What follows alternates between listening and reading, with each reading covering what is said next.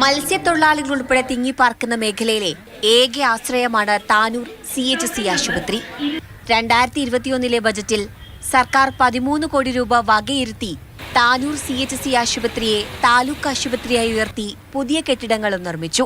എന്നാൽ താലൂക്ക് ആശുപത്രിയിലേക്ക് വേണ്ട ഉപകരണങ്ങൾ ഇല്ലാത്തതിനാൽ ഇനിയും പുതിയ കെട്ടിടത്തിലേക്ക് മാറാൻ സാധിച്ചിട്ടില്ല. CHC ആവുമ്പോൾ ഇവിടെ കിടത്തി ചികിത്സ ഉണ്ടായിരുന്നു. രോഗികൾക്ക് വന്നു കഴിഞ്ഞാൽ അഡ്മിറ്റ് കിടക്കാനുള്ള ഒരു സൗകര്യങ്ങളൊക്കെ ഉണ്ടായിരുന്നു. ആ ഒരു സൗകര്യങ്ങളൊക്കെ ഇല്ലാതാക്കിയിട്ടാണ് ഈ കെട്ടിടം ഇവിടെ പണിതത്. ഇപ്പൊ ഈ കെട്ടിടത്തിന്റെ പണി കഴിഞ്ഞിട്ട്, ഒന്നാം നിലയത്തിന്റെ പണി കഴിഞ്ഞിട്ട് 1 വർഷവും 2 മാസവും ആകാറായി. ഇതുവരെ ഇത് കെട്ടിടം തുറന്നെടുത്ത് താലൂക്ക് ആശുപത്രിയായിട്ട് പ്രവർത്തനം തുടങ്ങിയിട്ടില്ല. താലൂക്ക് ആശുപത്രിക്ക് വേണ്ടി പഴയ കെട്ടിടങ്ങൾ പൊളിച്ചപ്പോൾ ഇവിടത്തെ കിടത്തി ചികിത്സയും മുടങ്ങി.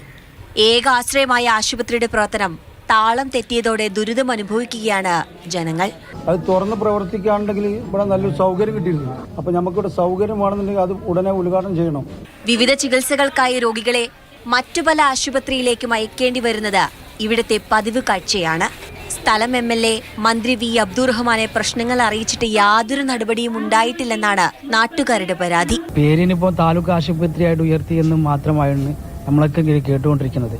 അതിനു മാത്രമായിട്ടുള്ള സംവിധാനങ്ങളോ സൗകര്യങ്ങളൊന്നും ഈ ആശുപത്രിയിൽ ഒരുക്കിയിട്ടില്ല.